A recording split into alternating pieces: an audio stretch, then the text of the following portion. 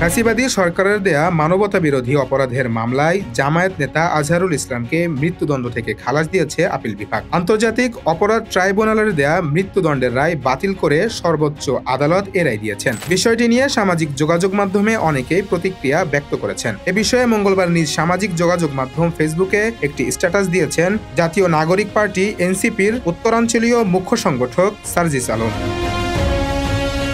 তিনি নিজের verified Facebook আইডিতে দেয়া পোস্টে লেখেন, মৃত্যুদণ্ডের আদেশপ্রাপ্ত জামায়াত নেতা এটিএম আজহার আজকে মিথ্যা মামলা থেকে মুক্তি পেয়েছেন। তিনি আরও লেখেন, আওয়ামী দুঃশাসনের শিকার মিথ্যা মামলায় জীবন হারানো এমন কিছু মানুষকে আজ মনে পড়ছে। হয়তো সালাহুদ্দিন কাদের চৌধুরী কিংবা দেলাওয়ার হোসেন সাইদি আমাদের মাঝে আজ এভাবেই ফিরে আসতে পারতেন, কিন্তু সেই সুযোগ আর নেই।